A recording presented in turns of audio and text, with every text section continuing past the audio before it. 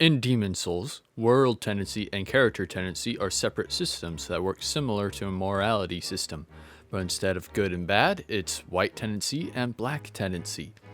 Each world's, or archstone's, tendency and your character tendency start at neutral, and then your actions can lead it to become closer to pure white or pure black tendency. Some events won't trigger until you hit pure white or pure black tendency, but the stages in between do have gameplay effects. You can monitor your world tendency and character tendency on the Tendency tab of your menu. Keep in mind, changes to your world tendency and character tendency will not be reflected until you've traveled to the Nexus or fast travel to different archstones. I'll start by explaining world tendency. World tendency shows the state of the world for each archstone. The world tendency of each archstone is separate from others, as well as separate from character tendency. Events performed in a world change that world's tendency. The two main ways of affecting world tendency are defeating bosses, which grants white world tendency, and dying in body form, which grants black world tendency. But there are more. Killing the dragons in Boletaria and killing primeval demons grants white world tendency. So does killing Black Phantom named NPCs. Killing specific NPCs will grant black world tendency. Online interactions can also affect world tendency, such as killing invaders, which moves the world towards white tendency. But killing a host as a Black Phantom moves your world towards black tendency. So what exactly does world tendency do? Well, white world tendency makes enemies weaker, reduces the amount of souls you get from slaying enemies, reduces item drop rate, increases the health and damage dealt in soul form, makes 7 known ceramic coins available in fractured mode. In Boletaria, it opens a gate to a small side area in 1-1, will spawn Executioner Meralda in 1-1. Quick note, she's hostile, but killing her will cause the world to move towards black tendency. And it will also make the dragons disappear in 1-1. In Stonefang Tunnel, it spawns Skurver the Wanderer in 2-2, and allows access to the Dragon Bone Smasher in 2-3. In Tower of Latria, it removes the rubble, blocking some cells on 2nd floor west in 3-1. It also allows access to a key for the 2nd floor west, which you can find in 3-2. And this key is the key that you use to open Lord Rydell's cell. In the Shrine of Storms, it spawns Satsuki in 4-1 and makes the item on this formation fall down so that you can grab it. In the Valley of Defilement, it spawns a ladder leading to an optional area to get the Instarele, spawns Selen Vinland in 5-2, and spawns Black Phantom Garl Vinland after completion of 5-3. And he will be in 5-3 as well. And for black world tendency, it makes enemies stronger, grants more souls and higher drop chances, spawns Black Phantom enemies. HP in soul form is decreased.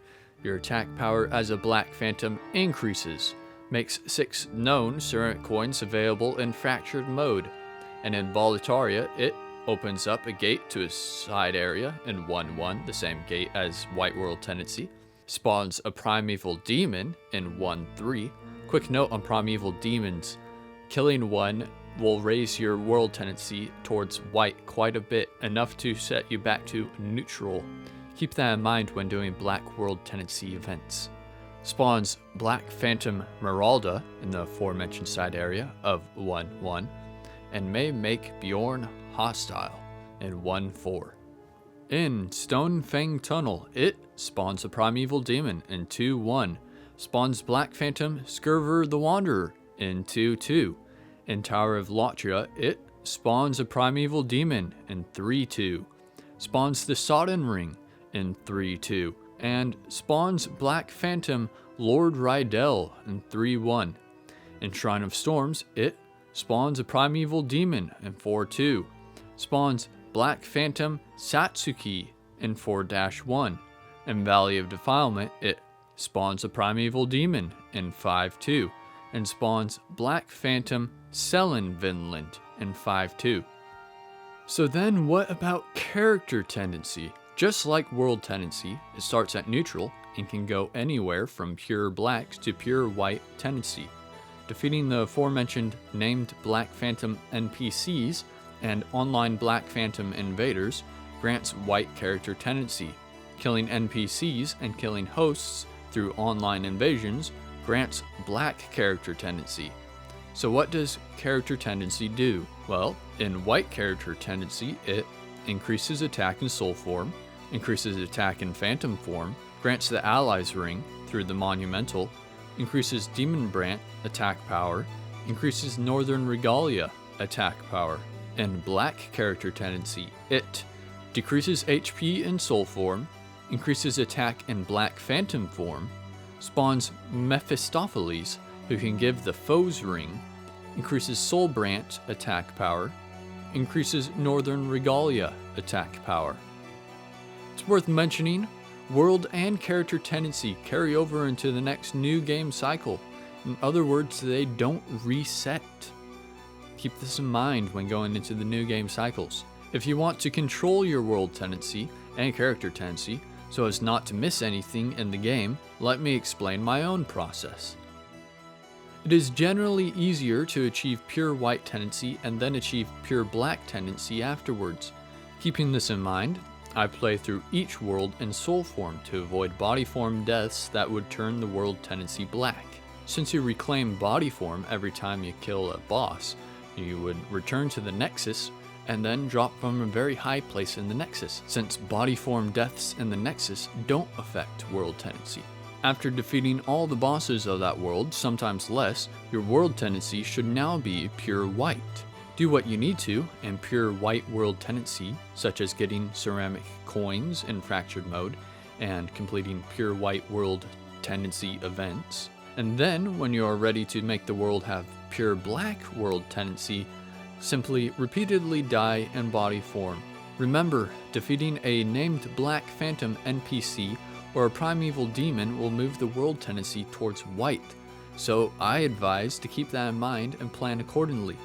I try to leave the primeval demon and the named Black Phantom NPC for last and take them out in one go so that I don't have to make the world pure black again after moving it towards white after killing either the primeval demon or the named Black Phantom NPC. Coincidentally, this also means that I leave my world tendency at neutral or maybe even a little white for my next playthrough when I get into New Game Plus.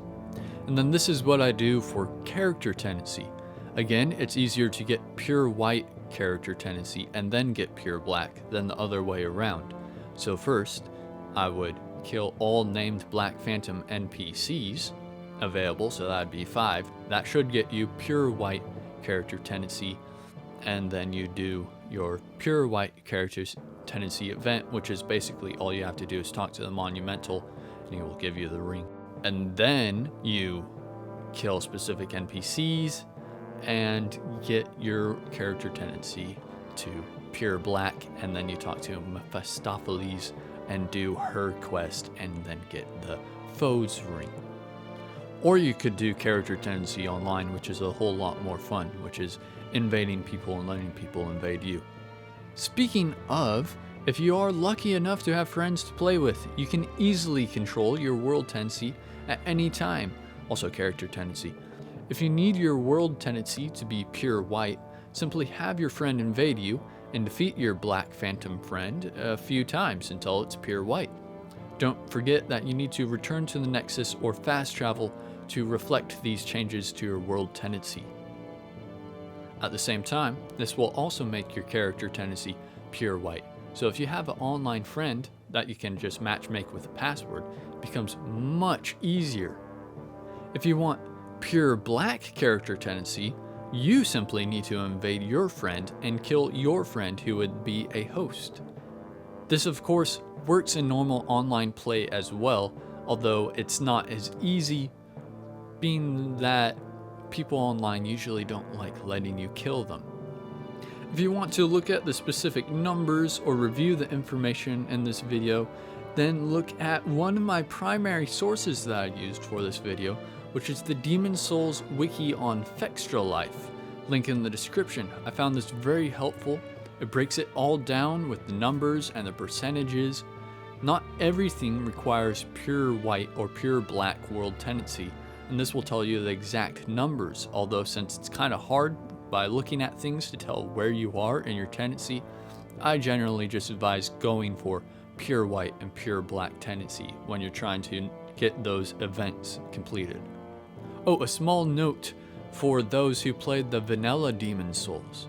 In the vanilla Demon Souls, there was a sort of bleeding over effect, or maybe you could call it an averaging effect, where if you were playing online, the server actually had some sway over your world tendencies. Say everyone in the server was leaning towards pure black world tendency, and you were aiming for pure white.